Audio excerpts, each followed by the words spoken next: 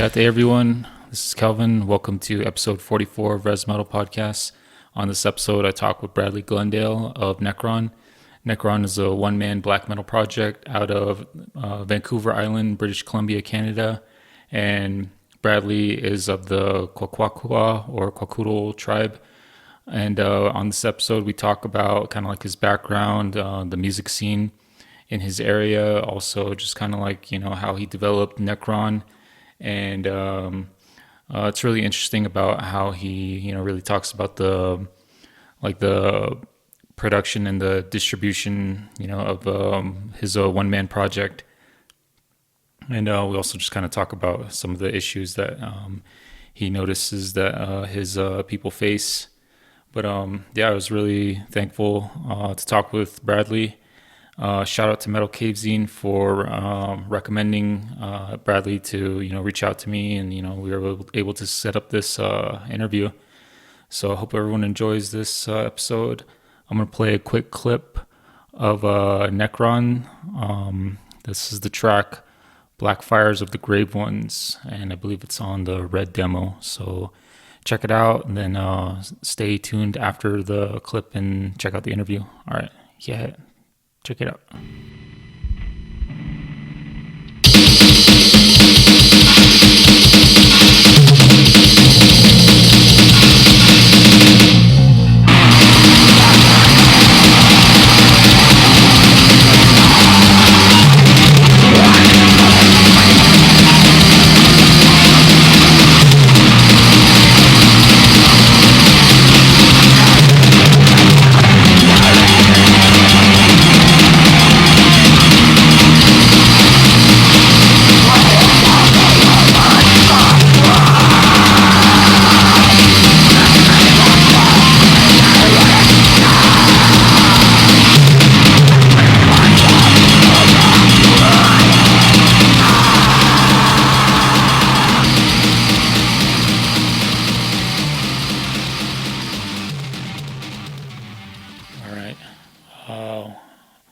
Hey everyone, this is Kelvin talking with Brad from Necron, one-man black metal project out of the Vancouver Island. Hey Brad, do you mind giving yourself a quick introduction to listeners? Yo, I'm Bradley Glendale. My Indian name is Casalas. My English name is Bradley. Either one works, and I've been working on Necron for a few years now. Yeah, thanks again for letting me talk with you. And are you calling in from the Vancouver Island area? Yeah, actually, I'm down on the south tip of the island in Victoria. My wife goes to school full-time here, so there's a place here that we stay on the weekends. My weekend, which is Monday, Tuesday. Okay. Yeah, and like I said, I'm in the Fort Defiance area here in northern Arizona. But I mean, just kind of going back with Necron, or even before that, like, can you just tell us a little bit about your background and kind of like your tribal affiliation and community? Yeah, for sure. I'm a member of the Kwakwala Nation. It's a band of, Kwakiutl, Kwakwala, or the Kwakwala speaking people it's the north tip of Vancouver Island and a big chunk of the mainland across from that. My family is from Glendale Cove and Night Inlet, hence my last name, Glendale. And my father, Bill Glendale, is actually our current chief. And, so my family's been from there for as long as we can go back. We're pretty sure our legends go back somewhere in the 15 to 30,000 year range. And I grew up on the island here, middle school, high school. My old man was a logger, so, we moved all over to every corner of BC before then. But yeah, came up in the Comox Valley, which when I was a teenager had a fucking awesome punk and metal scene, and just started going to shows pretty young, maybe like 14, 15, started going to shows pretty heavily. And yeah, with our culture, I just always thought these two things need to collide at some point. I'm also the youngest of a large sibling group. I'm the youngest of 6. My dad's the oldest of 10. So I've always just looking around thought that how are way more of our people not into extreme metal, Yeah. How was your exposure to like heavy music, or how did you get Uh, introduced to it? well, being on the youngest end of my sibling spectrum, I got one sister and the rest are older brothers. So around third or fourth grade, kids start talking about music at school, and I'm part of that generation where everybody around my age, their gateway bands are shit like Korn and Disturbed and stuff. But I remember even at that age, going home and talking to my brothers, and they'd be like, "What the fuck is this shit?" And it was just like, "No, we're gonna listen to Iron Maiden and Judas Priest and Sabbath tonight," So it was definitely like a trickle down influence from my brothers, and I found that each of us took what the previous sibling did and went a little further. It's like old man starts at psychedelic rock, ends at Zeppelin.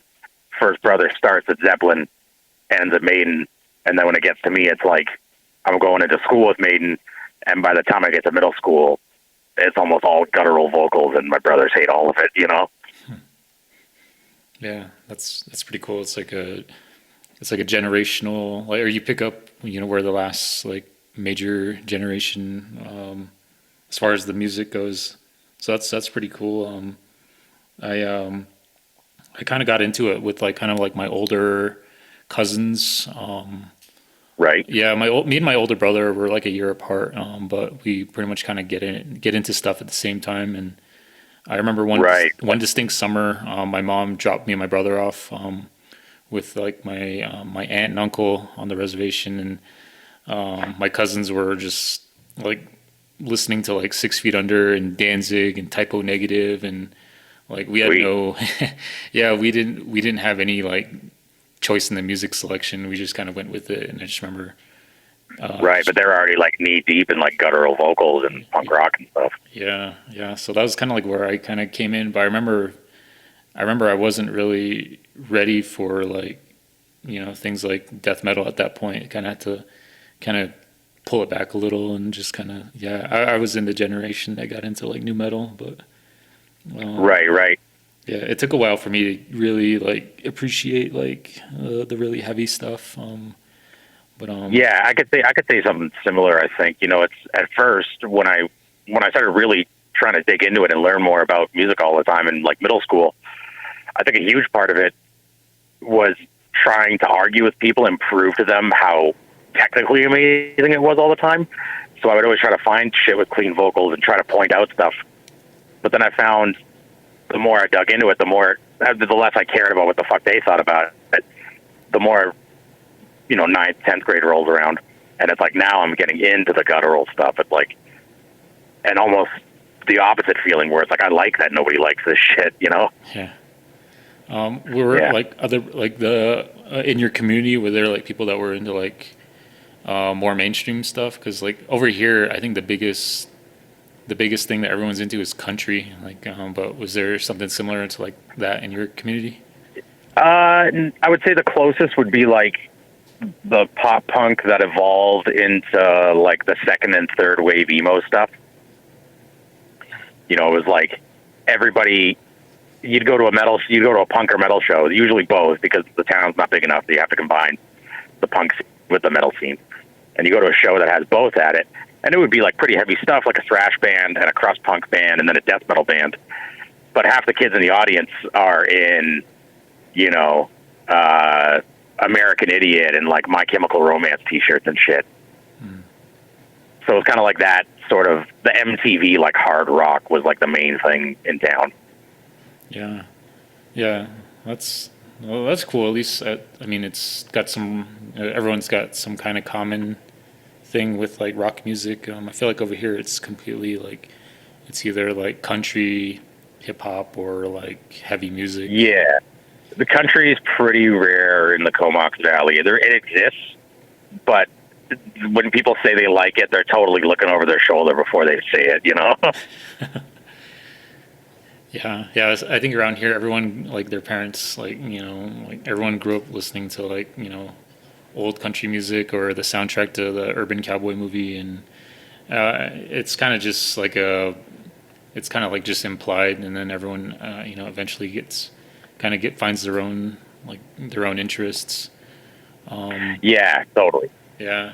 And I was in high school just at that perfect time where it's like everybody had Kazaa and LimeWire and was kind of enthusiastic about breaking off of like the shit on the mainstream radio, you know. Yeah. And then how did you get involved with like playing music? Like you know, with Necron, you handle. Sounds like I understand you handle all the instrumentation, but kind of like how did you first get introduced to playing music? I started playing guitar, like just piddling around, like not really doing anything with it in the 7th and 8th grade. And then like around 9th, 10th grade is when I met a few other guys that were like pretty serious into it. And then I didn't realize that was like a option. Like, you know, you could spend your time doing this all day, every day. And then once I started hanging out with them, I was like, oh shit, I can, you know, they showed me how to look for music online and read it and start playing, you know, ripping off intros and riffs that I liked to songs. And I thought that I was taking it pretty seriously. In hindsight, I probably wasn't, but I thought I was taking it pretty seriously like 10th to 12th grade. And then the other instruments, they didn't come until the last like 2-3 years. I've always wanted to play the drums, and every time I see a kid, I try to fiddle with it for as long as I can, but I've never had one.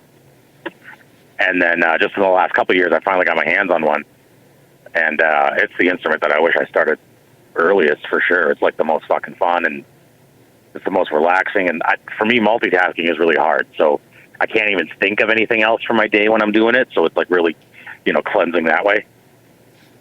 And then bass, honestly, I was most of like the anarchist black metal I was listening to at the time.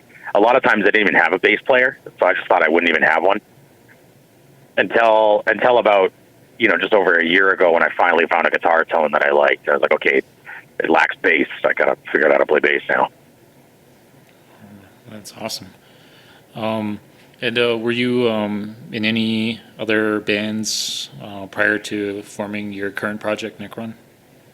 No, I mean, well, yeah, me and a couple high school friends dicked around with like, you know, 2 jams, and then every other hangout just ended up being us drinking beers and watching Pulp Fiction again, you know. So like that didn't go anywhere. That wasn't very serious at all. Yeah. How did you, or kind of like what was like the thing that inspired you to start playing black metal with Necron?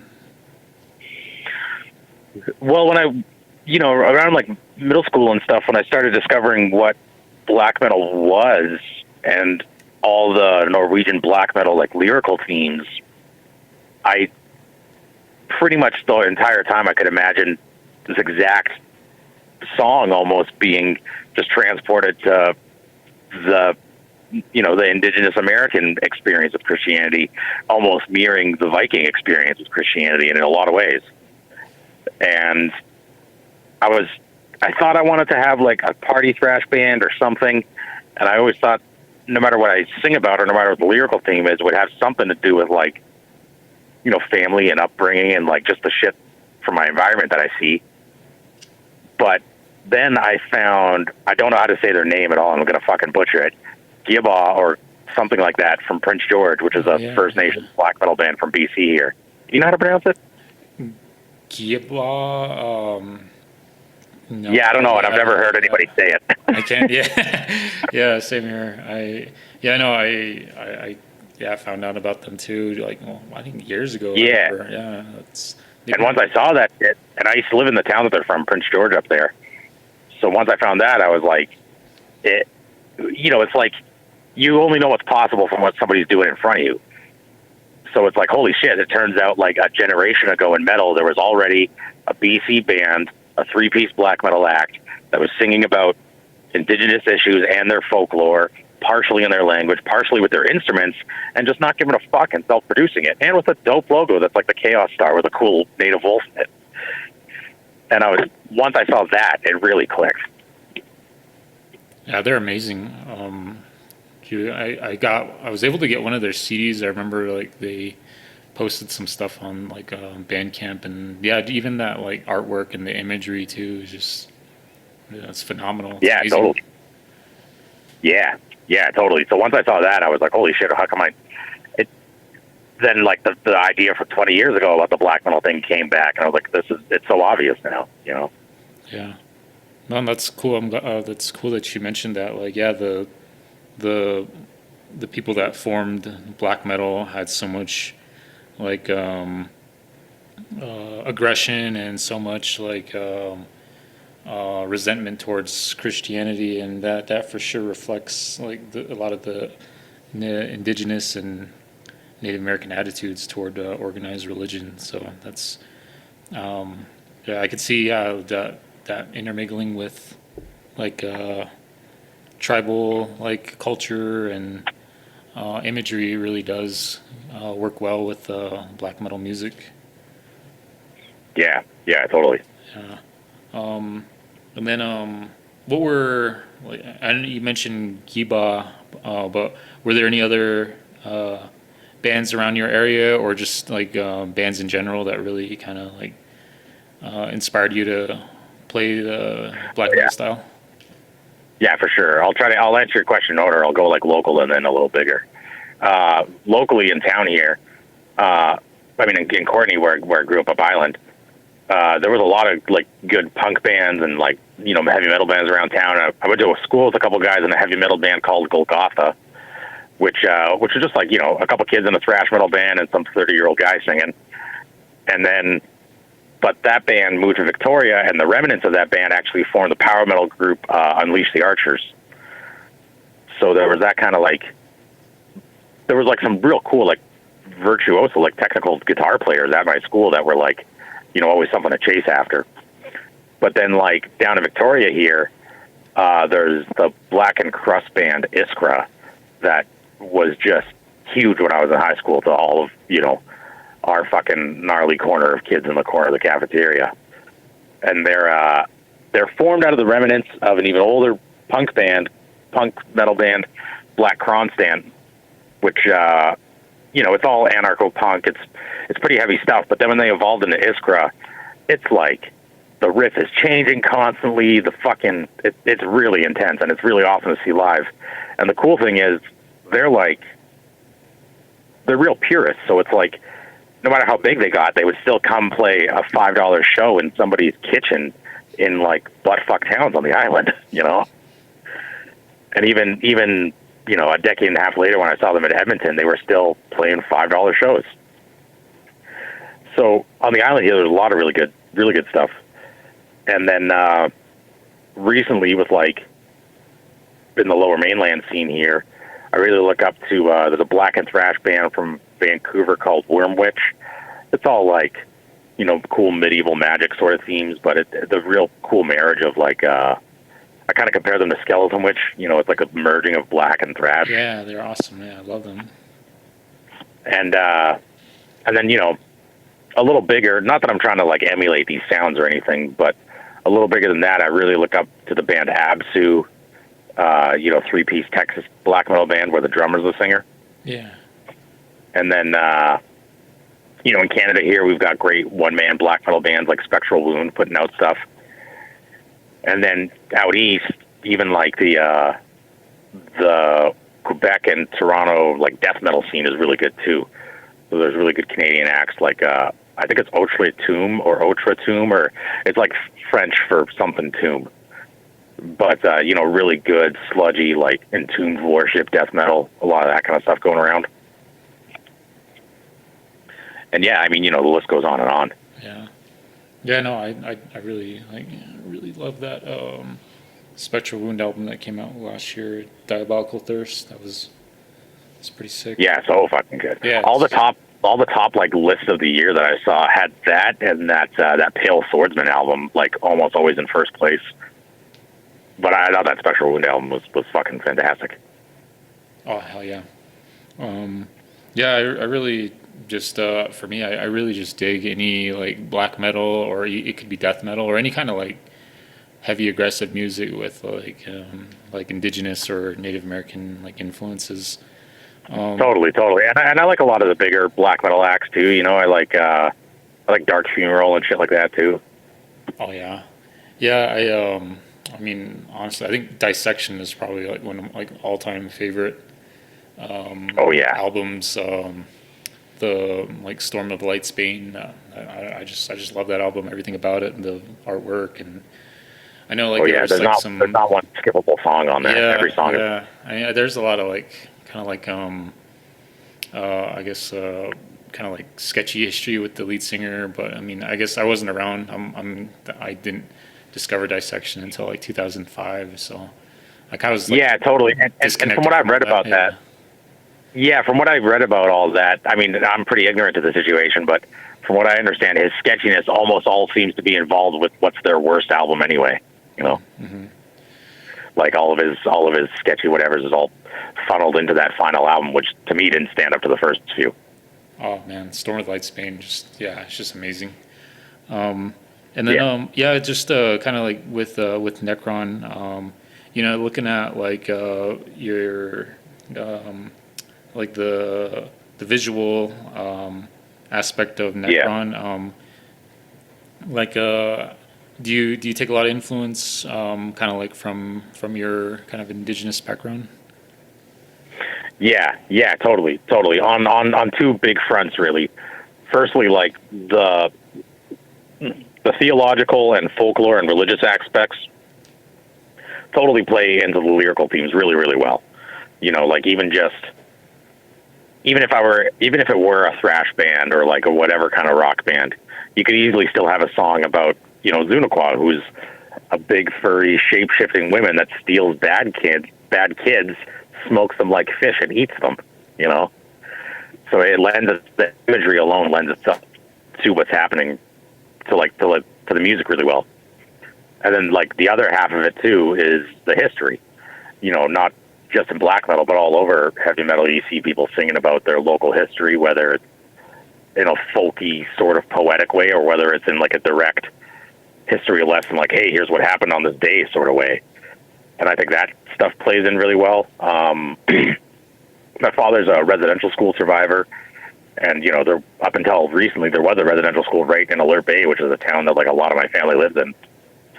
So I mean, the violent, brutal history with the government is another key part that's really easy to draw from. Yeah, I know. Around here, I think one of the biggest issues that we face is just like the like murdered and missing Indigenous women. Like yeah, that still happens, and yeah, it's really sad. I don't know if is that something that takes place up in your area. Yeah, yes and no. Yes, certainly. We actually just had a missing guy that got found recently, but I think because the island is secluded to an island, that sort of activity is a little harder to get away with. Certainly, there's people that go missing hitchhiking and shit like that for sure. I would say like the thing that plays in the themes of my music more so, and the stuff that I see around more so, is like like booze, alcohol. Yeah. A lot of families having a really hard time from what's often called the ripple effect. Like our parents and grandparents were in the full tsunami tidal wave of it, but to us and to our grandchildren and shit, it's still going to be a ripple. They're still going to feel some wave and some impact from what's gone on. Yeah.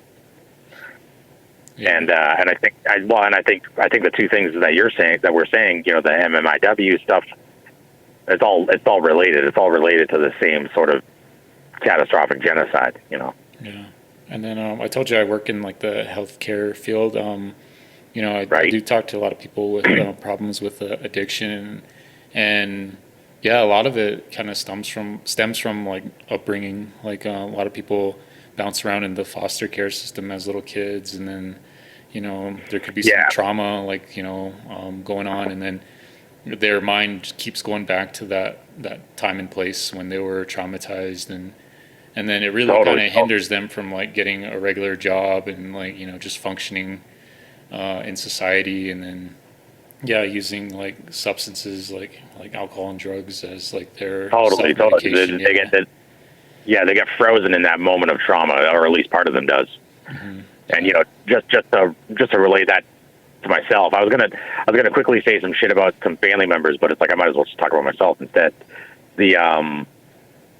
For me, when I was a kid, when I was 4, on a Easter Sunday when we were home, my brother went into his room and shot himself. He committed suicide. And there's totally like social aspects and all kinds of parts of myself that were frozen right in that moment, right up until pretty much when I was 18. I dropped out of high school. I joined the forces and I was in the Navy. And it wasn't until I got that, like, what I always refer to as, like, my douchebag frat guy fresh out of basic training confidence. That was, like, the first thing that ever undid my social weirdness from my brother committing suicide, you know? And then the military just brought on its own shit that I'm just starting to fucking figure out, you know? But it is that thing, you know, where your brain, part of your development is frozen in this moment you can't get past. Yeah. Yeah, no, it's really hard, you know. I know, like, it's I just hope that, you know, the people that go through that can, like, you know, just find the good support and, you know, try to, you know, function on their own without the use of substances. But, you know, it's easier said than done. I mean, it's just, yeah, the alcoholism is just, you know, it's hard to overcome around here. Oh yeah, totally. I got another brother that, like, you know, like not even 15 years after that, killed himself drinking and driving. And it's just, you know, it's that same shit cycle. And, you know, not them in particular, but you see a lot of people where that happens. And then the kids they leave behind, they grow up to be just like their parents. Yeah. Yeah, it's hard. Yeah. But no, I mean, definitely there's just a lot of, like, stuff around here that I think, yeah, does fuel people to, you know, it's good to see them, like, put their, like, anger and frustration into, like, art, like music or totally. And in that regard, and I really consider myself one of the lucky ones. You know, it's like I found a focus for it, and I found it pretty early. You know, like, extreme music got into my life early enough that I've always been able to relate something that's going on with me to a song or to, like, an album or whatever. You know what I mean? Yeah. And you know, it's worked out for me like that. And I see people around me in my life that don't necessarily have that outreach, and you can see them grapple with it. They're trying to find somewhere to put these feelings, you know? Yeah. I mean, I for myself, you know, I'm not a musician, or I don't really, you know, I can't play music, but, like, one of the things that keeps me focused is just doing this. Like, you know, I, you know, find bands, and then, you know, I'll be able to, like, talk to, you know, like what we're doing, and then it really just keeps me focused. You know, I edit this myself, and then, you know, I, like, put together the little, like, you know, photoshopped artwork. It just keeps my mind, like, occupied and busy. Like, I think, like, totally. Yeah. And you get to watch it grow and develop. Yeah, I like, yeah, especially, like, just the response, and then on top of that, it's like, it's kind of like almost like an addiction, and then I want to, like, do it again, and then, you know, just try to, like, keep reaching out. It's kind of like more for me, and also, like, I like, you know, doing this for people to listen, or, you know, for bands and, like, musicians to, like, you know, spread their music. So it just keeps me busy out here. Going back to your music with Necron, I know you've put out a couple demos and a couple singles. Like, we talked about earlier, is this, you pretty much do everything from thinking of this, like, the music, and then all the way to, like, the production, and all the way to, like, distribution, like. Yeah, totally. So it's like, I make everything myself in the house. I built, like, a kind of what I call a studio, really just like a soundproof spare room that doesn't have a window. And yeah, I kind of figure it all out from there. In my full-time work life, I'm a tattooer, so I already understood, like, you know, editing programs, Photoshop, stuff like that. So packaging the stuff came pretty easy. And not always, but lately in my life, I've been one to quickly jot down things that I think of. Sometimes it's like, you know, a silly little poetic limerick about something I'm observing, or sometimes it's like just a thought about what I'm seeing happening. I compile all that shit, and then when I end up with 2 or 3 pages of stuff that sounds kind of similar, I try to whittle it down into a song. And and yeah, so it's like I make all the music, I make the lyrics. The packaging, it can be a bit of a struggle when it comes time to print and stuff like that. I live and work in a pretty small town, Parksville, so it's like there's not a very hot, you know, print shop in town or anything like that. And it's actually funny. I keep telling people the most expensive part of producing the first demo was not getting all the music editing software. It was not renting the instruments or even ordering custom color, custom length cassette tapes. It was printer ink. And it's like I spent like fucking $500 on printer ink making this thing. But yeah, it all comes together pretty well. We're pretty lucky here in Canada. I'm not sure if any of your other bands have mentioned this or anything, but duplication.com or duplication.ca is like one of the last, looks to me to be one of the last companies in the world making cassette tapes in custom whatevers. And it's a Canadian-based company, so we can get the stuff pretty quick. Oh, nice. Yeah. And yeah, when I was looking online, it was like my options were Canada, Sweden, or Japan. Oh, man. Yeah. And then with distributing it, down here in Victoria, there's a fucking awesome place that's wicked to underground music, Cavity Curiosity, and I think the promotion company is Cavity Productions. But Andy, who runs that, he is a huge supporter of local art here. And ever since I was first trying to get out of the forces and selling T-shirts and like graffiti ink and stuff that I was making, he was happy to carry it in the store. And he edits a record store and a bookstore, and then also he puts on shows. He puts on the Vancouver Island Heavy Metal Festival, and even he'll get acts like Skeleton Witch and stuff like that to come to town. And so he's always been a big supporter. He sells my stuff. But aside from stores like that on the island, I just use social media to reach out to distros and tape traders and underground magazines and shit like that. Yeah, for sure. And then did I kind of answer your question? Yeah, Metal Cave Zine, it was kind of how I found out about your stuff. Thanks, man. Did I kind of answer your question? I feel like I trailed off. No, it's cool. It's like, you start from where you get the idea for a riff, and then you kind of whittle it down and then record it, and then like the production and then distributing. Yeah, that's yeah. And the riffs, it's like the riffs. When I was younger, being in the Navy really fucking, I feel like it totally took the guitar away from me because you don't have enough personal space to bring something like that aboard. So I totally dropped the guitar for the most part for like between 3 and 5 years. And when I picked it back up, it was weird how I couldn't remember the building blocks to the complicated shit I could play, but I could still play it. And it's like for the life of me, I could not get the scale out that makes up that riff, but I could still play that riff.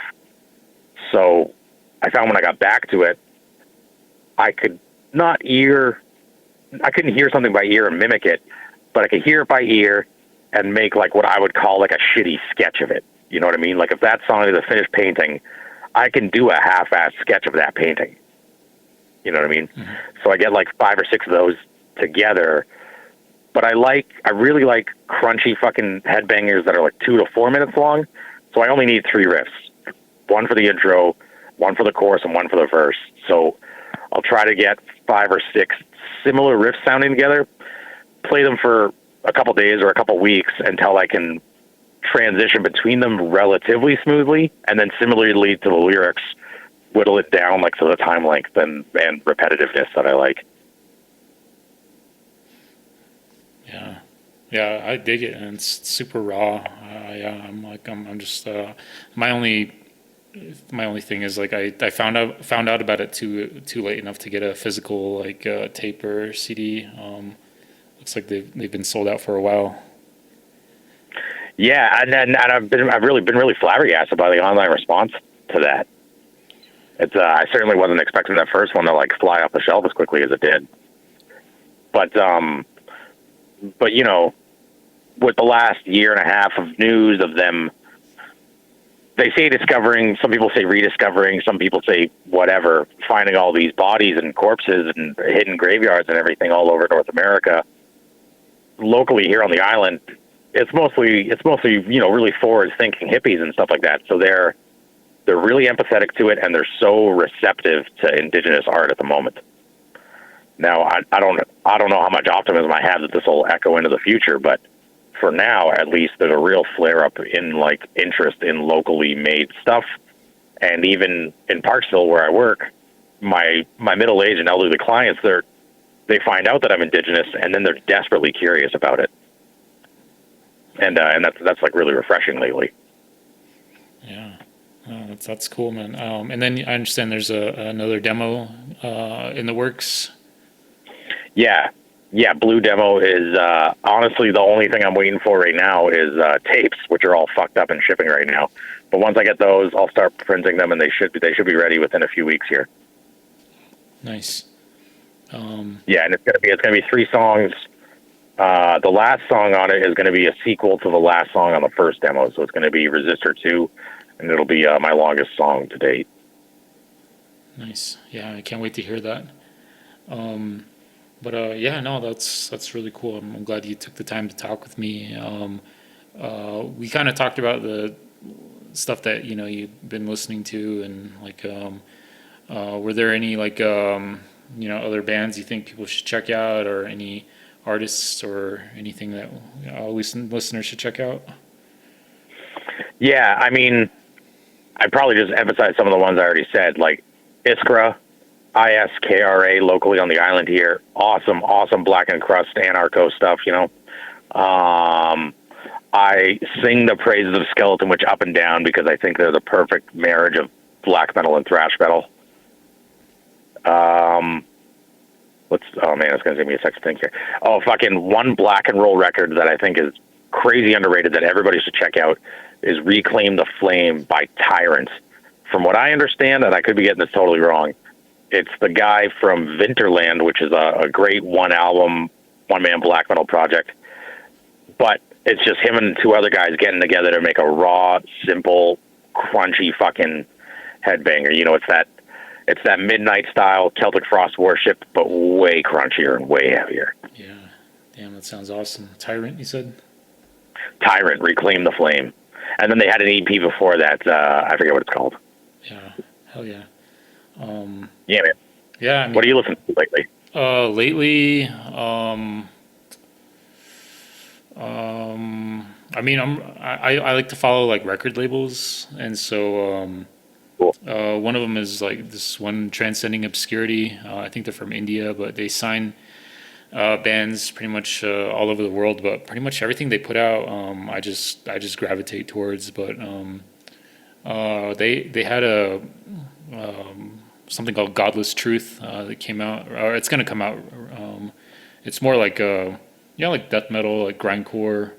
But as Cool. far as like black metal stuff, I guess I saw one thing came across. I'm a really big Bandcamp person, and so Black Braid. Yeah. I don't know if you came across that Black Braid. It's like a one-man Indigenous. Bell.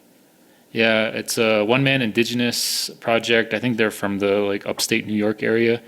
Cool. They released a single, Barefoot Ghost Dance on Blood-Soaked Soil. It's just a brutal like song title. Cool, man. I like all those words. I'll be checking that out. Yeah. It's just it's pretty. It's not as raw, but it's more. It definitely a lot of like atmosphere. And then yeah, I think those are the ones that I can think of off the top of my head. I mean, there's probably something I'll probably think of like in a few minutes and be like, shit. Yeah, it's all right. Text it to me. I'll check it out. Yeah, but yeah, Blackberry, that one. I think a lot of people are. I've seen a lot of people kind of respond well on like the Bandcamp. Cool. That's awesome. Yeah, and then any other like shout outs or any encouraging words for listeners. Well, I would say for listeners, if you live in a place where there isn't much of a metal scene, you can make one.